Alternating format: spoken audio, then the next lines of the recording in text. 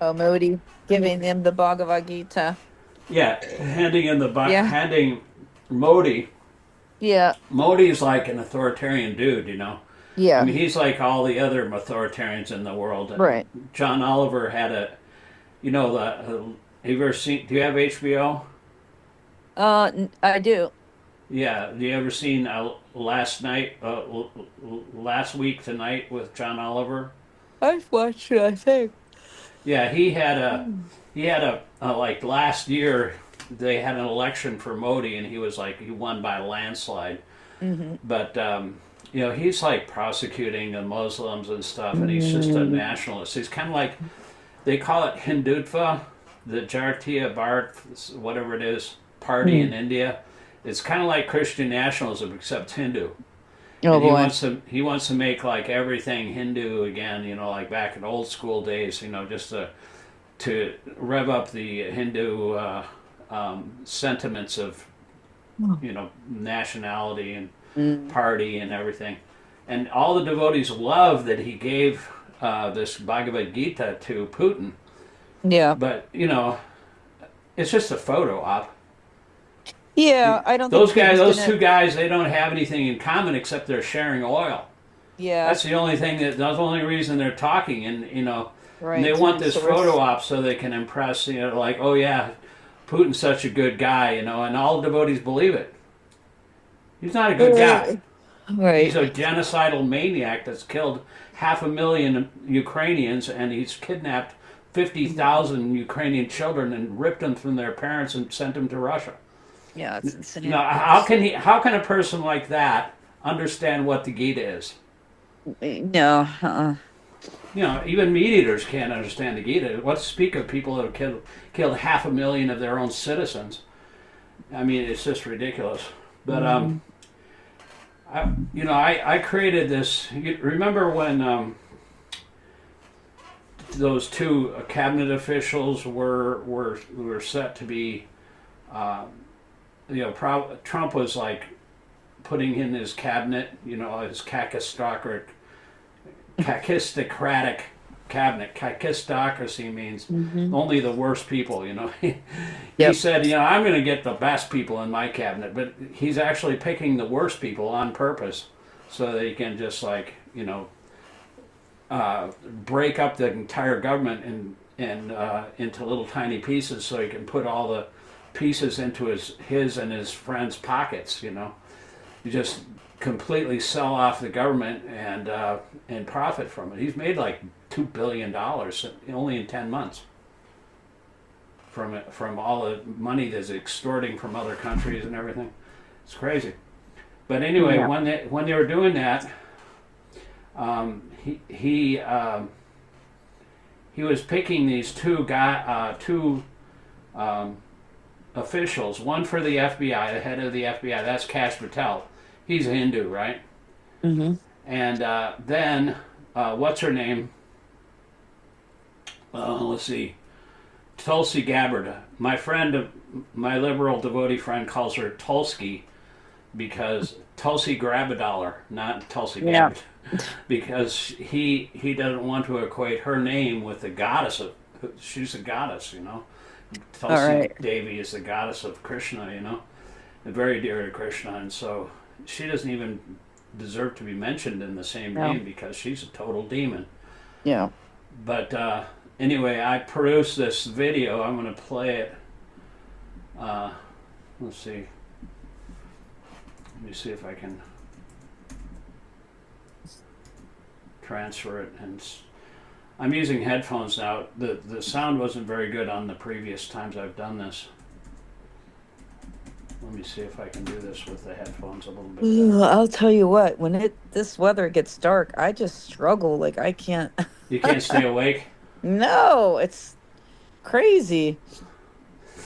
Oh, are you just tired all the time, or? Yeah, I get so tired that when it gets dark early. Well, how much do you work? I do like, well, I guess it's gonna start being like 43 hours a week. Okay. I mean, that's enough. It's a lot to me. But Yeah, I my work wife I is working all the time, but. Yeah, but I work into the evenings. Like you Yeah, know. that's hard. My wife's Yeah. mother used to do that. She used to work the graveyard shift, and that kind Uh, of throws off your entire well, metabolism. I mean, it's not too bad. I get out at 9 on Wednesdays, Fridays, and Saturdays, but still, it's like 3 evenings a week. It gets exhausting. Yeah, I mean, if it's broken up like that, unless you get like a Yeah. regular schedule, you know. Yeah. Anyway, um, I'm going to play this. Let me see if you can you see this I now. can. Yeah. Okay, this is Kash Patel took his oath of office on the Bhagavad Gita, Right.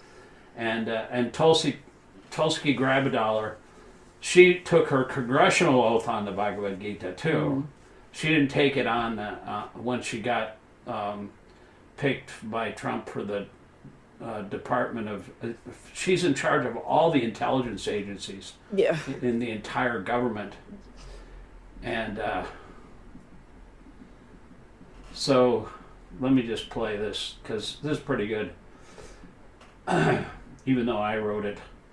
Let me see here.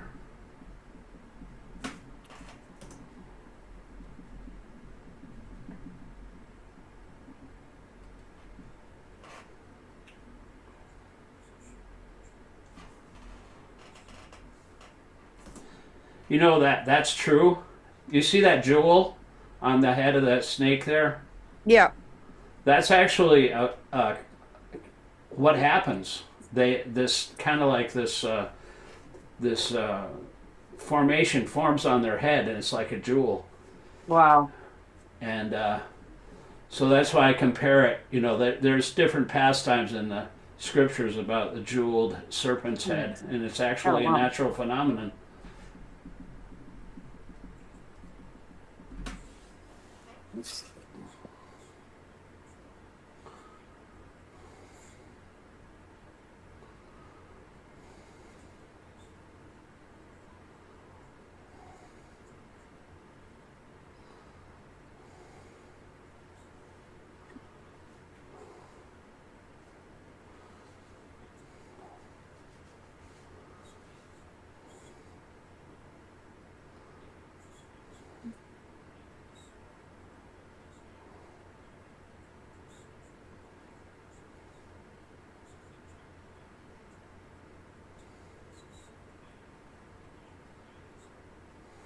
There's no sound? But it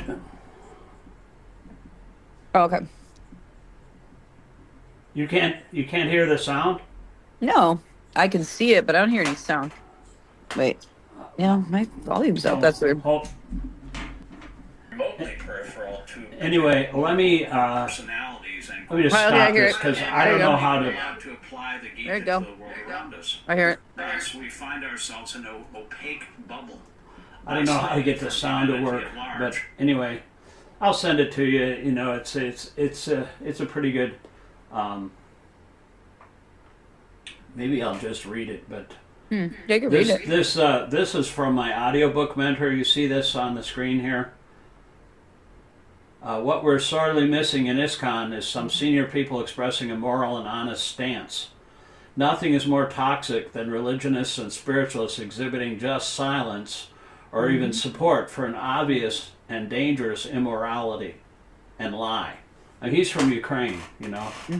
And this dude that I'm going to have on the program, we're going to do a repeat of this on Wednesday because he's 7 hours. He's from Moldova, which is Moldova is like west of Russia, near Ukraine. It's like Eastern Europe, but he's kind of worried about that them Russia like expanding into Eastern Europe. Well, I think that's the goal. I mean, yeah, that's what he's doing.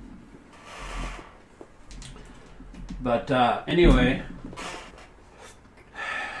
I was reading this one book. I got the idea to do this because I was reading this book by Adam Serwer, who's he's a journalist and a writer from Atlantic magazine. You ever heard of that? Yep. publication, and he wrote a book called "The Cruelty Is the Point," and there's one chapter in there. It seems like the devotees are all excited because the Gita and everything. This is our book, and this is we're it's like they think it's some kind of silver bullet, and you're actually not even supposed to. Krishna himself says you're not supposed to share this with other people that can't understand it or don't want to understand it. I know for a fact that Putin doesn't want to understand this. No. He kills people that are like trying to practice their own religion. Yeah. I mean, and nobody understands that, and everybody thinks that they're just, everything's just normal, but it's not normal. And this country is not becoming normal. It's becoming more and more like Russia every single day. And they think they're free now because all of the. I just read this another article by Tom Hartman that was published last February. And I looked up Modi, and he said some things about Modi, but he said that Modi is an authoritarian, He's actually suppressing the press, and he's trying to control the narrative, and he's attacking immigrant Muslims, like they're making them the scapegoat, just like Hitler did with the Jews. And that Trump is doing with the immigrants. He's doing that with the Muslims, and trying to make them the scapegoat and separate them and try to present the Hindu Dharma as the supreme Dharma. And they built this huge Ram temple, that was sponsored by the government too and allowed, and they built it on top of a Muslim mosque. They tore down the mosque and it's just like Prabhupada said that back in the day when he was a kid, the Muslims and the Hindus got along fine. It wasn't until just like Jews and Palestinians got along fine before. Before it was political. The political. When the British left, they started pitting the Muslims and the Jews and the Sikhs against each other, and they it's like the red ants and the black ants. So you put them in the same jar, they just start ripping and you shake up the jar.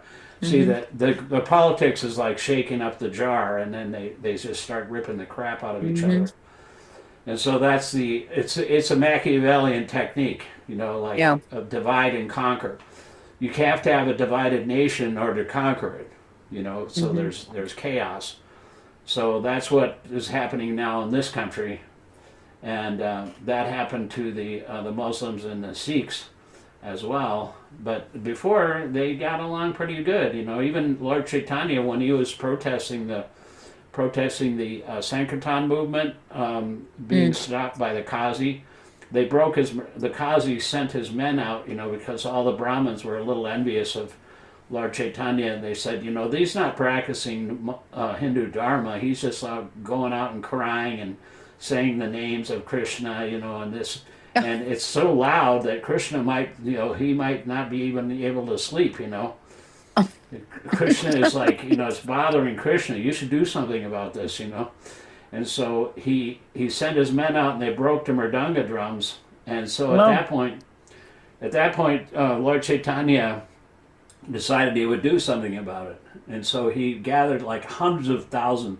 like tens of thousands of devotees together from Navadip area, and they had like torches, and they were really pissed. He kind of like revved them up, because you gotta show some strength, So they went to the Qazi's mansion, his palace or whatever, and they started ripping up the gardens all around his area there, and they were mad, and the Qazi was terrified, but he was a scholar, and he tried to pacify Lord Chaitanya. Lord Chaitanya went up to the door and he said, the Qazi told him, you're like my nephew, because my uncle is a relative, and he knew your father, And so, and then Lord Chaitanya said, well, my dear uncle, how is it that you don't let your nephew in the house? Why are you like blocking the door and everything? So they had a conversation, and Lord Chaitanya brought up meat eating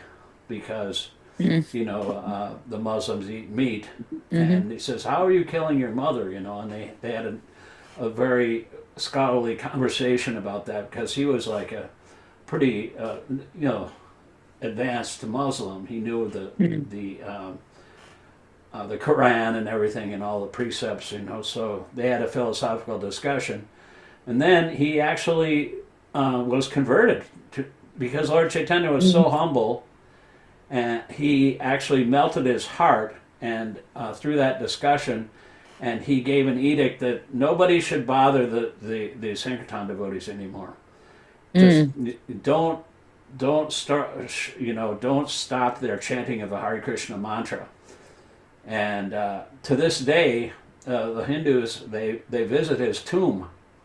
They worship him as a Vaishnava, as a great devotee of Krishna, because he was converted. What year was Chaitanya? Like it was Middle Ages, 16th century, 1500s. And he only lived for 48 years. But the first part of his life, he was from like childhood to 24 years old.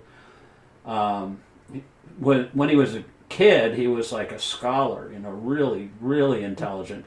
But he wasn't a devotee yet. He didn't exhibit his devotional symptoms until he met his spiritual master.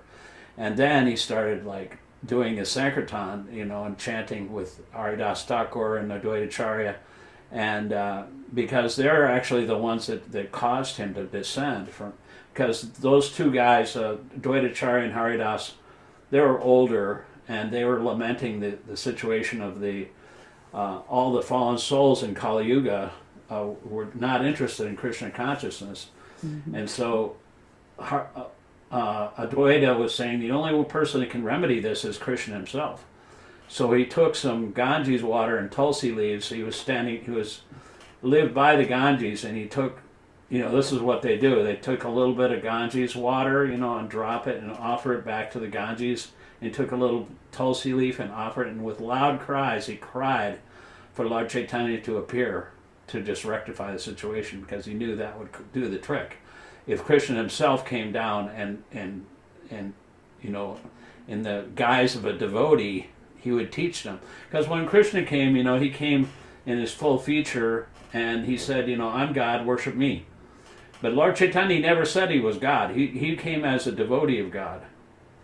He was like the incarnation of Radharani. Radharani is the dearest devotee of Krishna, and nobody can beat her as far as like how dear she is to Krishna, and how she can control Krishna. If you're favored by Radharani, Krishna has to accept you.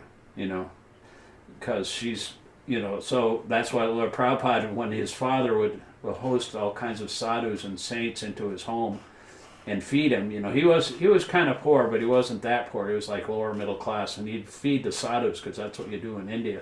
You invite all these people over to your house. I wish we could do that again.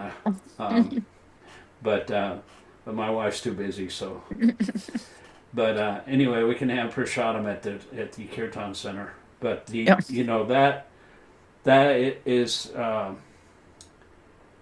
so he feed these sadhus, and then he would ask the sadhus to bless his child. Prabhupada, Abhay Charan was his name when he was a kid. He said, just please bless little Abhay, that Radharani will be pleased with him. And I guess it worked. Because now he's the greatest devotee of Radharani and the greatest devotee of Lord Krishna, and he spread Krishna consciousness all over the world. Because Lord Chaitanya came here for two purposes. I mean, if he wouldn't have had that civil disobedience, that's a really good example of the principle of civil disobedience. If he wouldn't have done that, Prabhupada said that the Lord Chaitanya, that if he wouldn't have protested against the Kazi, that there would be no Hare Krishnas nowadays. So he had to defend the right to chant in the streets and propagate this Krishna movement, and so he was the first person to protest, and that for the right cause, the perfect cause, and so. And this Kazi was terrified. I mean, he was hiding under his bed and everything. But they had a talk, and he convinced them. That was Lord Chaitanya's power, that he could convince anybody, even the Mayavadis. He converted them into being devotees. He was so humble that he would sit. They invited him that the Mayavadis were criticizing. They were like Vedanta scholars. And they would see Lord Chaitanya's followers running around and chanting Hare Krishna and crying and falling on the ground, and like they thought they were sentimentalists, that they didn't study the Vedas. And he thought, how can you say that you're just sannyasi if you're a renounced order of life when you're just behaving like a madman, And so he went over there to talk to him, because his disciples were like heartbroken that they were just criticizing Lord Chaitanya. And so Lord Chaitanya went over there, and he would sit in the room where you take off your shoes and wash your feet. And he didn't even come into the main area where they were sitting. He said, and they looked at him, and he was like glowing with this effulgence. And all the Mayavadis think that they're, all the sannyasis, they think they're God. And they think all the other sannyasis are God too. So he was a sannyasi who was like emitting an effulgence, like a holy person, and so they kind of like noticed him, and they said, "What are you doing in that dirty place? Come over here and talk to us." And so they took him by the hand, they led him into the temple room, and they said, "Why are you chanting like a madman? Why don't you read the Vedas?" And Lord Chaitanya told him, "My spiritual master said that I'm just a fool. And I don't know anything about the Vedas, and I'm not qualified." So he said, "You just chant Hare Krishna, and then you'll become self-realized. And when I chant, I develop all these symptoms, So, but he was actually, he wasn't a fool. I mean, he was the greatest scholar, but he presented himself as a fool. And you should be a fool in front of your spiritual master. Everybody should be a fool in front of their spiritual master, and so." That was the example that he was trying to give, and he presented himself as a devotee of God, not as God himself. When anybody tried to tell him he was God, he would just block his ears. He would chant Vishnu, Vishnu, He would deny it. I'm not God, But actually, he was God, and he was actually mentioned in the Bhagavatam. It says, those who are intelligent will worship the golden incarnation who appears with his associates and his weapons and his mantra, and who chants the name of Hari, And so it's mentioned several places, but he's like a covered incarnation. He's kind of like, he's undercover, Buddha was the same way, but he appeared for a different reason. He appeared to stop the animal killing, because you can't understand who Krishna is unless you stop eating meat. And so he preached ahimsa, the nonviolence, and he was kind to the animals. And he was covered too, but he didn't say he was God either. He just said, "Follow me." But he was God, and they followed him, the eightfold path of righteousness that Buddha taught. And so they made some advancement. But then Sankaracharya, he drove all the Buddhists out of India. And then Lord Chaitanya, all these incarnations, they come for a specific purpose. But the Buddhists in India were very materialistic, and they were eating meat, and they were using the Vedas as an excuse to eat meat, because in the Vedas it recommends various sacrifices of animals. But you can't just do that a wholesale slaughter. You have to follow the rules. Like if you wanted to eat a meat, you'd take a goat and on a dark moon night and offer the goat to the goddess Kali, and say, "Look, I'm killing you right now. I'm going to eat you, but in your next life, you have to whisper in the goat's ear. You have to say this out loud to the goat. You say, 'Look, I'm killing you and eating you now. In your next life, you'll take birth as a human being. You can kill and eat meat in your next life.'" So that's supposed to be like a deterrent. Wow. So, all those rules and regulations are just, they don't allow, I mean, some people can't stop eating meat, some people can't, they have to have certain rules and regulations that were regulated, though. And if you follow the Vedas, then you can actually, gradually wean yourself from those, because they're meant as a method to wean yourself away from all these different types of horrible, sinful activities like meat eating, intoxication, illicit sex, and gambling, because those will just destroy your ability to understand who Krishna is. What to speak of a demon like Putin, who is like killing like 500,000 of his own people. I mean, in the Vedic times, if you a responsible king would take on the sinful activities of 1/6 of all of his population, of the population that he was in charge of. So it's a very responsible post. And even if there was like a miscarriage in the kingdom, the king would be blamed. If the weather was bad, the king would be blamed. Yeah. I mean, and they had to make sure that all the population of the world was very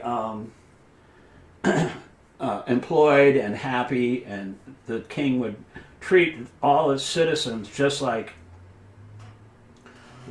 children, like a parent would treat their children. And that was they were saintly kings, and they would advise the brahmanas, and the brahmanas would advise the king, who are the kshatriyas, and they were in charge of administration and the military and everything. They would keep the peace and make sure that everybody's employed. But they all followed the brahmanas. But, nowadays nobody follows anybody. They think they're the most intelligent person on the planet. And so they don't follow anyone.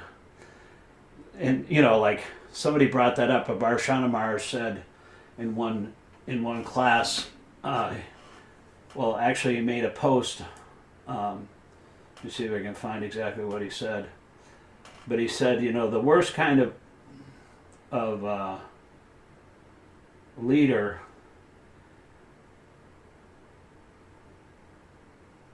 let's see.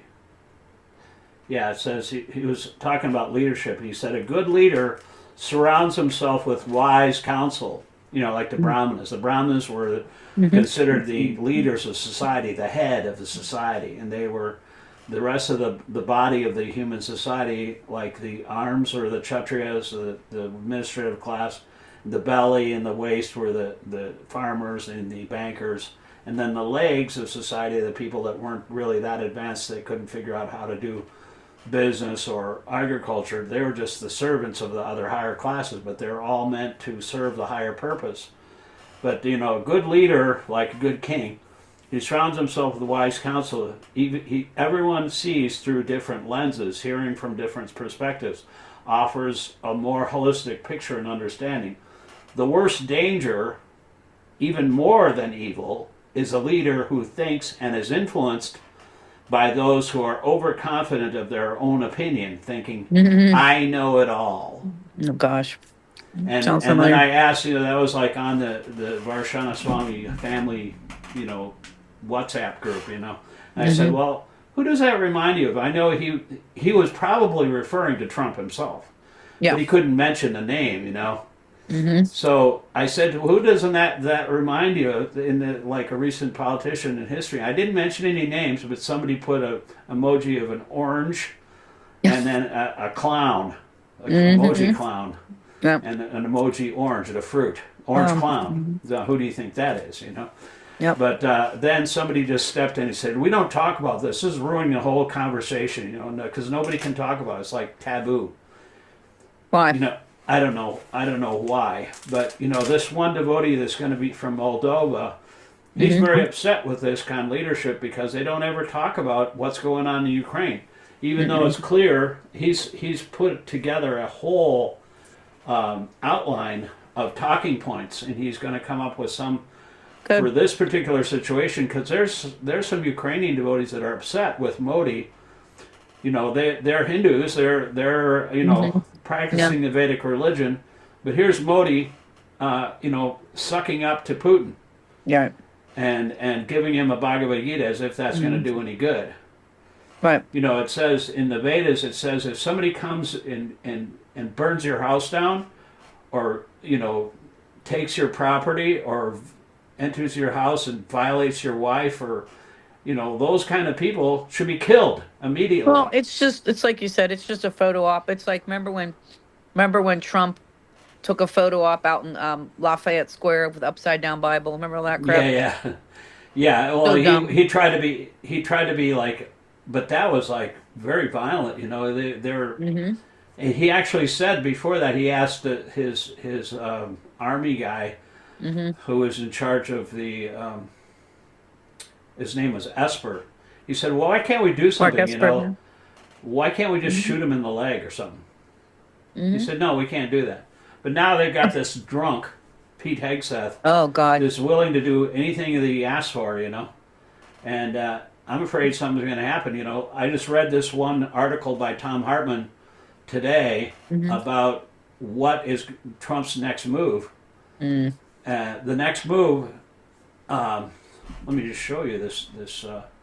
I just made a video out of it, but I wanted to show you the text because this is not Tom Hartman. It's actually let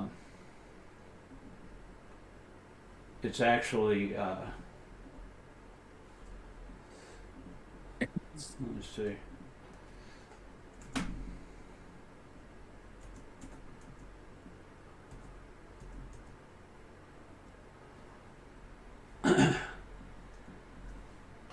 It's Timothy Snyder. Timothy, do you ever heard of him? Nope. Yeah, he's a Yale scholar, Mm. and he was a historian at Yale University, and Rachel Maddow, you know her, right? Yeah. She's gonna have him on a 2-hour special on her show this coming Friday. Mm. She actually has a new podcast that she released just recently. It's called The Burn Notice or something, The Burn Memo. And it's about the Japanese internment camps that they had during World War II. And the government were so ashamed of that they burned all of the evidence from that. But one lady found it and found one of the unburned memos, and they kind of exposed it, But that's they were locking up everybody, tens of thousands of Japanese, and they were all citizens pretty much. But there was no reason for them to do it, but they did it anyway. Let me see if I can.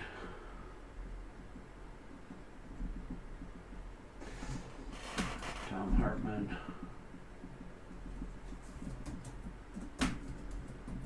This is no.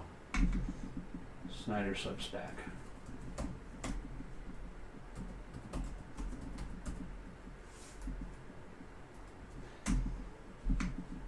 Yeah, he's got this Substack. He actually moved. All these guys that are fascist, authoritarian scholars and historians, they all moved out of the country. Now that's not a good sign, is it? Where's that? They moved to Canada. Like Where? Here? They moved from Yale. I mean, he was a professor at Yale. Oh. And this other guy, his name is Jason Stanley. He's an expert on fascism. Oh wow. Oh gosh. And he moved to Canada too. I mean, yeah. Hartman had to because he has kids, and his wife wanted him to move. Wow. He probably wouldn't have done that if for himself, but because his wife wanted him to, they wanted to be safe. Everybody has their reasons, but it's not a good sign when all the people that really know what they're talking about start. Yeah. I mean, you said that it's time to leave. I remember you said that. Because you're pretty smart, you said, now it's time to get the hell out of here, Well, there's a window for it, and that window closes at some point. And yeah, that's what this is talking about. Or actually, the previous, I read an old article because I was looking for some reference to Modi, in some Snyder's or Hartman's articles, and he was talking about how Modi was an authoritarian. But this is like this particular one, which was published today. Like, what is Trump going to do next? I mean, they're going to attack Venezuela, right? Right. They have they can't do exactly what they did in Germany. Can you see the screen there? Yeah, I can.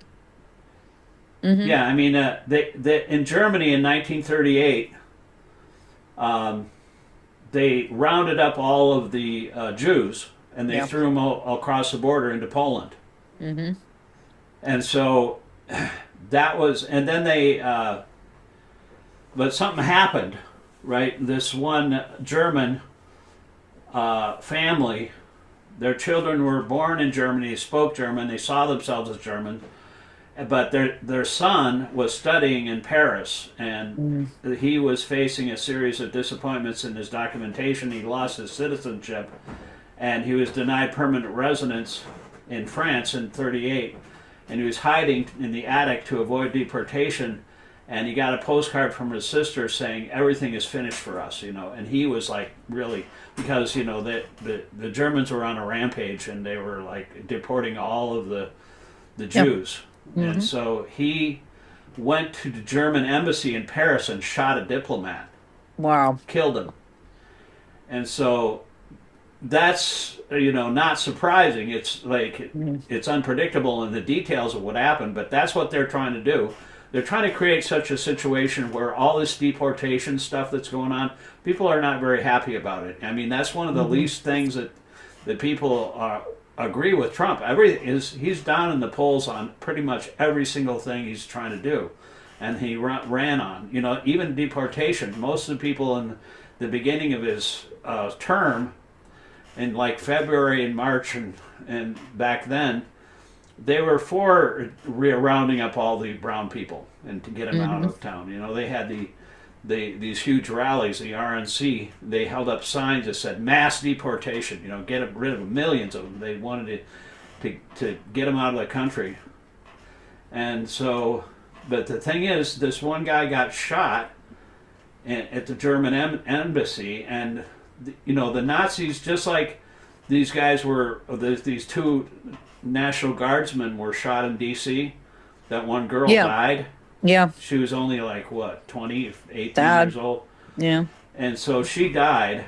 And so immediately Trump has his own kind of like, he's going to like shut down all of the other countries coming into this, and actually even revoke the citizenship from people who are already living here and have citizenship, So he's just gonna. But the Germans had a plan too. They had a nationwide program called Kristallnacht. Right. Shattering the glass of all of they just rampaged. They destroyed Jewish businesses, burned Jewish books. It destroyed Torah scrolls, invaded Jewish homes. 91 Jews were killed on that evening on Kristallnacht, and hundreds died by suicide, and tens of thousands of Jewish men were sent to concentration camps. And so, they're building concentration camps here in this country. But here's the problem. What is he going to do? They actually use that to start a war in 1938, and that kind of like gave them an excuse to crack down on all the Jews. So they created that situation in order to have an excuse. Also, the Reichstag fire. Right. Who knows if that was said on purpose, but they just used that. And so that now they're just trying to like egg everybody on and try to create some kind of situation where they'll get violent, and then they'll be able to crack down even more. Exactly. So they're provoking these things, and that's also why they're eliminating the class and making it a caste system, because the goal is to make this place a bought and paid for parcel for any millionaire or worldwide billionaires and to put everybody on such a low standard of living that you're living in Dickinsonian type of conditions again. Yeah, it's just at the expense of everything else. I mean, Everything Trump, else, literally everything. Hartman had an article about that. You know how when the upper class take advantage of everything that's going on, they make everybody else so poor Yep. that they're easily controlled. Yep. And then they just bilk them for all of the services that they used to get, the health care and the food, and they take all of these things away from the citizens. Healthcare, food, education, everything, jobs, nothing. You won't have a way to support yourself. There won't be means. Yeah, like this latest one, the one that he wrote on that particular subject, that's from his Daily Take. I just read that one too. It's called The Great Secession of the Morbidly Rich. Can you see that? I see civility is overrated. Oh, okay.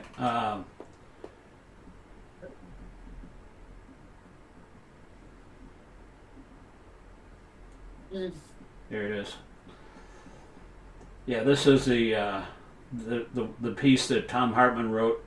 You know, when they kind of separate themselves from the rest of the world. Right. You know, this guy from they're already doing it. They have their own private airways now. Yep, they don't even have to They don't even have to interact with normal people. No. And so they're morbidly rich. Yeah. Right. And you know, like different presidents in the past have called this out, like Grover Cleveland and Theodore Roosevelt and President Roosevelt.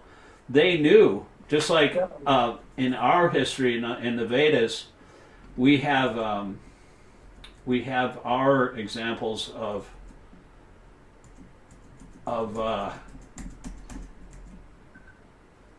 oligarchs that take over the society. You know, there's one.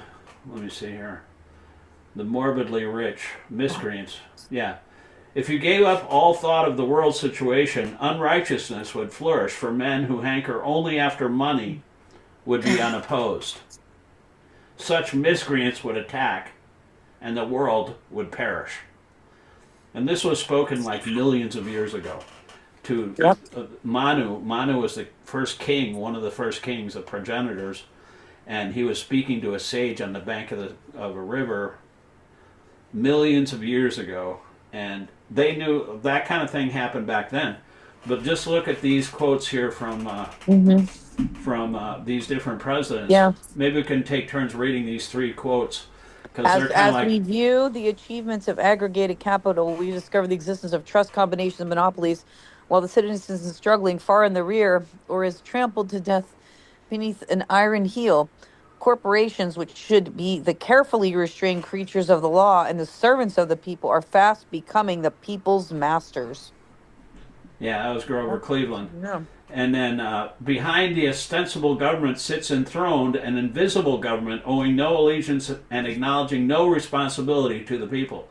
To destroy this invisible government, to dissolve the unholy alliance between corrupt business and corrupt politics, is the first task of the statesmanship of the day. That was Teddy Roosevelt. He was a Republican. Yeah. This isn't your grandpa's Republican Party anymore. And then the best one here is Franklin Delano Roosevelt. Of course, he was famously, you know, he completely put back together this whole country after the Great Republican Depression, wiped everything out. 1929. Read that paragraph from Delano Roosevelt. We had to struggle with the old enemies of peace. Business and financial monopoly, speculation, reckless banking, class antagonism, sectionalism, war profiteering. They have begun to consider the government of the United States as a mere appendage to their own affairs. We know now that government by organized money is just as dangerous as government by organized mob, and that's exactly what it is right now. Yeah, I know. Robert Reich or somebody was saying today on, I think I was listening to Chris Hayes' program on MS Now, and he was saying that this government is like a mob. It's run like a mob, Absolutely and a they mob. punish, they intimidate people into Absolutely. doing what they want by, if you go along, you get along. Like if you just would sit there and watch football all day and man, you mind your own business, don't criticize the Hmm. government, it'll be fine. It'll look like a normal thing. But as Right. soon as you speak out, that's why all our freedoms are going out the window.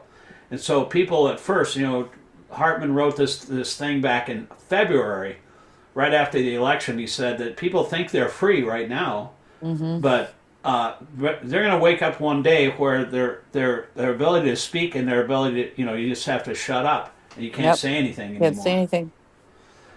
Yeah, so it's like uh, here Hartman's saying that that's the real danger. Once the richest begin living outside the civic sphere, they stop caring about what the rest of the society, if it works at all. Just like Hmm. Musk, he was saying, like he was saying that the biggest evil of civilization was going to be the downfall of Western civilization is this problem of empathy and compassion. He Wow. doesn't care about anybody but himself, and so he doesn't care if the whole world goes to hell. And Well, so I mean, he's correct because raising the level of consciousness is what allows you to become more compassionate, thus having empathy. And that is the true enemy of this class, of this evil. It is the true enemy. So he recognizes what it is, his own destruction, and that's what it is. yeah, it's like the me generation and the we generation. There's two Hmm. different kinds of mindsets, and what I realized from reading these pieces and from reading these articles, one thing I feel like there's disparity between the way devotees think and the way these activists think is they actually try to care about what is going on with the people. Hmm. And devotees are kind of like in a bubble. They think, oh, this Krishna will take every care of everything, and we're just the surrender to Krishna. We just sit here in our in our little bhajan kutir, and we chant Hare Krishna, and we're happy. And Hmm. the world is just they're going to get their own karma, but we're not going to be affected. But they are going to get Uh, affected, yeah, everyone's going to be affected. and Everyone is and it's going to affected come by these around and bite them in changes. the ass because the Hmm. thing is, you think you're free at first, and when an authoritarian takeover is happening, but then you find out that you're not free. Just like Right. this one guru, this big guru from Silicon Valley, he gives like motivational talks at all Hmm. these Silicon Valley big high tech corporations. He's one of the biggest book distributors in ISKCON. And I said, well, what do you think about what's going on in the world? And he said, well, it kind of reminds me of like what Brahma uh, told the demigods who were freaking out when Hiranyakashipu was like doing his austerities and was getting really hot in the whole universe. It was like creating a uncomfortable situation for the demigods. And Lord Brahma told the demigods, he said, look, you can't even change the situation because this is Krishna's pastime. He wants to fight with this demon, and so you Hmm. can't do anything about it. So it's no use even talking about it. And I Mm. told him, I had a conversation with this guru on WhatsApp, and I Mm. said, look, you're talking about Mm. something that happened millions of years ago on another planet. Yeah. It doesn't have anything to do with what's happening right now. The only people that are going to stop this takeover of this government are the people of the That's United right. States. Because when That's true. the government becomes a criminal, then the people become the police. Who That's else is right. going to do it? The Republicans? That's right. No. Are the Republicans going to stand up? I mean, they're standing up a little bit, but not enough. Not So enough. they Not for might any be real like change. they finally said, after they killed those two guys in the water, there's Oh actually God. there's actually a lawyer from Pittsburgh that's representing I one of the heard. Yeah. boat guys that were killed. He was a fisherman, and he's representing them. Of course, these people are not heard. There's no justice. It says in the Bhagavatam that there's no justice unless you have a lot of money in this age. Yeah. You can't get justice. And so there's nobody is speaking up for the lower class, and one of Hartman's recent articles is that young people now, like your son for example, what Hmm. kind of world is he going to face? Is he going to Oh my be able God. to afford housing? Is he going to be able to afford a No, car? none of our kids can. All right, I mean, how many kids do you have? I have, I have my youngest is 20 and my oldest is about to be 22, and I have a 22-year-old nephew and a 23-year-old nephew. Okay. So, like, Hartman was talking about how, these Generation Z people, young people, maybe 30 and under, they're having a hard time affording anything right now. They Yeah, have to have two yeah. jobs. My cousin, he's 25, he's struggling. Yeah. Um, Even my cousin who's like 37, I mean, she's still relatively young, but at 37, you would think you wouldn't be struggling, but no, she's struggling. Yeah, they're having a hard time making ends meet, and I remember when I first came to Pittsburgh, the rent was pretty reasonable. We had this big. My wife and I went to get our shots, because that's the Hmm. way I have fun. We're old, Yeah. Yeah. so we went to Giant Eagle, and you get like a discount if you get a shot. You get like 10% off of your next grocery order, and they had some specials there. But so we were talking to this lady in the pharmacy counter, and she actually used to live in that house that we had in Carnegie. It was like subdivided into 4 apartments, big Oh, old well. brick house. But the living room in that old house in Carnegie had like 10-foot ceilings and beautiful wood all the way around. It was Yeah. huge. And you know how much I was paying in 1994 when I moved in there? Oh, like what, $300 a month, 400? $330. Exactly. And so now, like by the time my wife, it was the lease was ending up and it was going to go like at over $800 a month and probably Yeah, even it's higher crazy. than that, because the old And then landlord that's when you have to was buy a gone. house. And like my wife said, like she Might as well said she buy wanted to something. look at houses, and if your Yeah. wife says you want to look at houses, then that means Might you're as well going to buy buy a house. something at that point. But she didn't like it either because Mhm. it wasn't. Didn't she likes the cool weather, and it couldn't really cool the place off because it didn't have central air. So we were looking for a place like this that has central air. Hmm. But we were My glad we moved house, because it's my really house does. a pain to not own your own home. You can't do anything to it, and you got to depend on the landlord, and the landlord might be a jerk. My Plus, house does not have central air. I have to put in air conditioners in my windows. yeah. Well, this And this particular the living room used to be the piano room in this big mansion, oh and wow. we had a powerful air conditioner, but it still wouldn't heat it enough or cool it Hmm. off enough because it's such a big room. It Hmm. was like 10-foot ceilings, so Hmm. it just wasn't doing the trick. But so that's why we moved. But I'm glad we did. But it was like a hassle, and my wife said we're never moving again. So Yeah. because after Trump got elected, she said, "Well, you want to move?" And she said, "No, we're not moving." And she made that very clear the last time she moved because I dropped a shelf on her foot going up the stairs, and she said, you know, she said, "We're never going to move again. We're just going to die here." She made it really Alyssa clear. and I were talking about like looking at jobs in Harrisburg because there's a lot like in this middle of the state they really can't get enough like workers for different things, and there's more. Those jobs pay better because nobody wants to go out there, but I was like, I'll go out there. I don't care, You mean like, in Harrisburg? That's yeah. kind of a bigger city. I mean, you got. Let's see, on No, the it's east side of small. Pennsylvania is kind of red, in Philadelphia and Pittsburgh. I mean, blue. I mean, it's a blue area, mostly liberal city, and but everywhere in between is Pennsylvania. Yeah. But not so much in Harrisburg. I think Harrisburg is Well, there's kind of like a bigger well, metropolitan she area. was saying there's like a temple there in Harrisburg or something. Like, Really? yeah, I didn't know yeah, that. that's what she was I would saying. have And to we were look that talking up. about just trying to take a trip out there just to check it out because I know that sometimes jobs come up and corrections jobs and all kinds of, I don't know, stuff like that. I don't know if I really want to work in the jails again, but Yeah, my wife's friend was in a hospice nurse.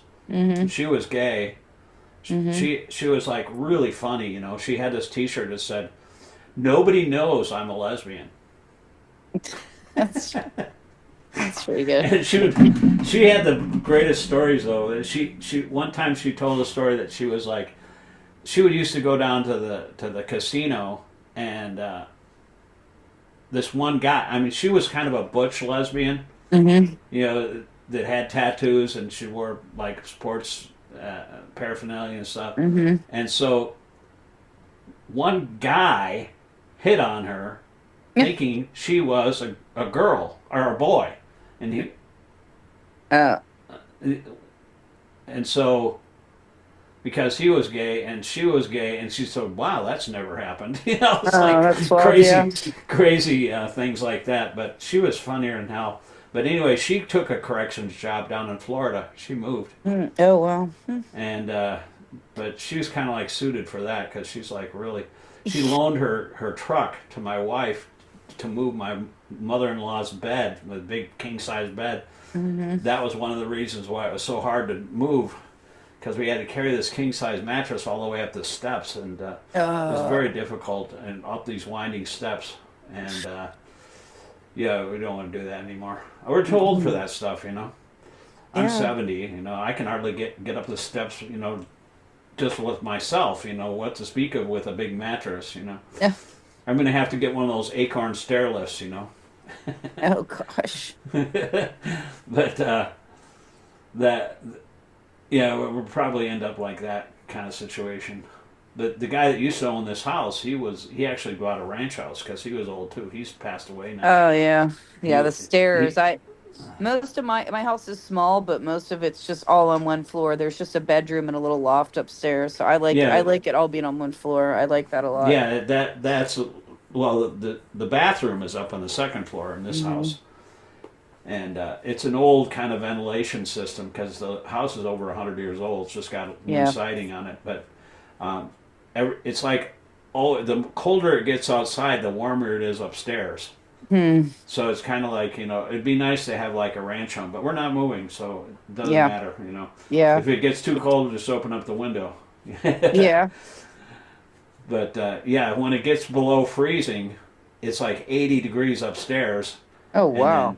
And then 62 down in the, I turn the temperature down to 62 at night. It's still really hot upstairs. Oh, that's wild. Because the heat rises, It's not a very good ventilation system. But you have a small house. You own the house, right? I own a loan to it. Yeah, I own a mortgage. How long's your mortgage? How long until it's paid off? Oh, Christ! It's like, it was a 30-year. I'm only like 13 years in. I'll never pay it off. Yeah. Right. Yeah. Trump wants to introduce 50-year mortgages. I saw that. That's insane. Yeah, I mean, you end up paying like for this house, even with a 30-year mortgage, it was $68,000. You'd end up paying like $2.5 million over 30 years.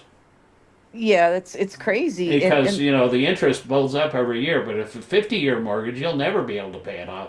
Well, there's no point, that he wants to make it so there's no point to owning a home. Right. Yeah, Right. like I mean, he's just wrecking everything. It's all for his own aggrandizement too. But anyway, it's about 7 p.m. right now. I apologize that this. I'll send you that video. It's pretty good about Tulsi Gabbard and Kash Patel. They're like the worst of the worst. Yeah, they're awful. I can't understand how you could pick any more like least qualified people. Just like. It gets rid of all the media outlets too. That it's not like anybody says the truth about broadcasting, trying to hold truth to power and explain what's really going on. Like in the Pentagon, he fired the Hegseth gave an order that you had to like you had to okay everything that you were going to report with the Pentagon. And so all of the media outlets left that building. They turned in their press passes. That's crazy. And they walked out. And now, you know who they got?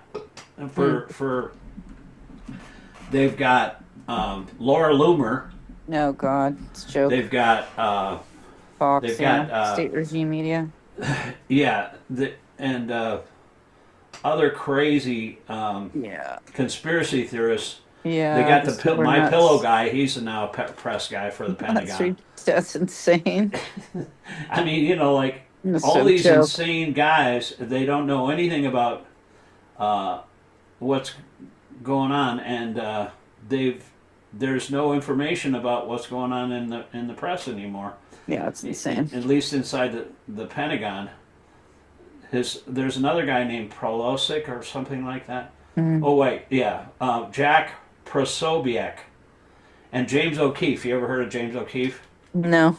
He was in charge of Veritas, which is like it's an organization that A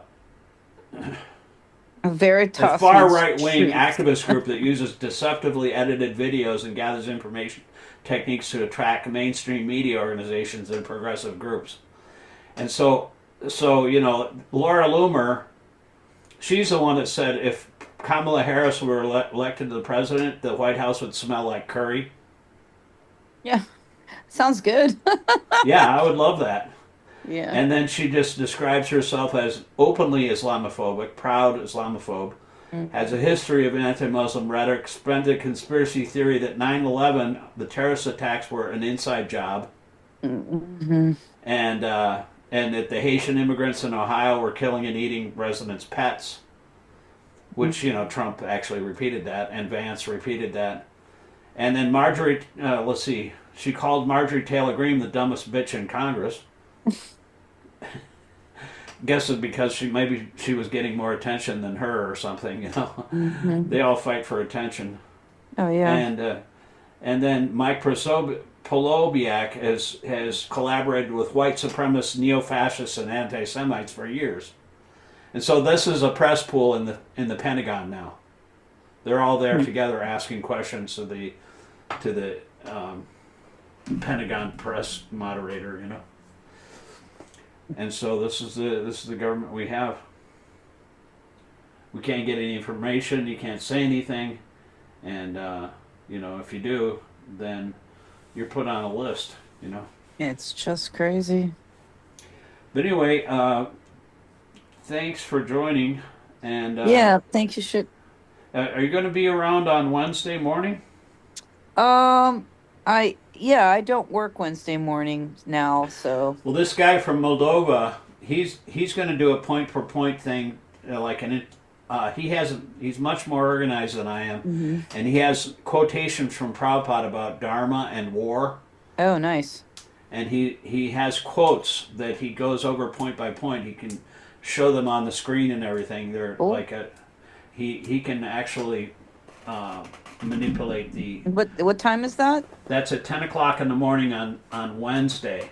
Oh yeah, I'll check that Yeah, out if you for want to sure. if you want to check it out for a little Yeah. while or however long you want, but he and I are going to do that. Last time Sankirtan and I, you know Sankirtan, Andy Frankel, No, I don't think so. he's a longtime Brajabasi. You know, he's older gentleman. He's probably about Mm. 80 or 78 right now. Oh well. But he's like a scholar. He's an author. You know, Prabhupada disciple. He's written Mm. Mahabharata and Hanuman's Quest. He wrote Mm. a couple of award-winning books, and he's very, very Mm. deep knowledge. But he was on there too because he had spoken with this guy before. He's trying to get the word out there to alert people that people should be paying attention to what's going on. Like Yeah. dozens and dozens of Ukrainian devotees were killed. Devotees, Hare Krishna devotees, you know, in Ukraine, because Wow. they had to fight, you know, and they were killed on Wow. the battlefield. That's so Like half a sad. million people were killed in that war, and everybody Wow. thinks it's so great, you know, it's so great that he got a Bhagavad Gita. He wipes his ass on that Bhagavad Gita. Yeah, I know, right? I mean, he doesn't care. Just He like doesn't Trump care. does with the Constitution of the United States. He makes his own laws, you know. Right. Anyway, thank you, and Yeah, thanks, Chick. yeah, maybe I'll see you on Monday if you feel up Yeah, to it. um, on Monday. Oh, tomorrow night. No, Yeah, not okay. Monday, not Wednesday morning. Yeah, send me the Because link so I I'll can send you the link. jump I'll on. actually remind you because I'm gonna advertise that, and make it an event on Wednesday morning, because his time zone is 7 hours ahead of us. So Yeah. it would be 7 o'clock p.m. for him and 10 o'clock in the morning for us. Okay. Oh, so he's in Moldova, you said? Yeah, he's in Moldova. Oh, okay. All He's a right. young guy. He's young compared to me. He's probably younger than you, actually. He's Oh, probably yeah. like 45, Yeah, 42 it's like a or kid, yeah. something like that. Yeah. Everybody looks like a baby to me, like all Yeah, me policemen. too. They look like they're walking around with their, binkies in their mouth, All right, we'll talk to you later. Hare Okay, Krishna. thanks, Sheikh. Hare Krishna.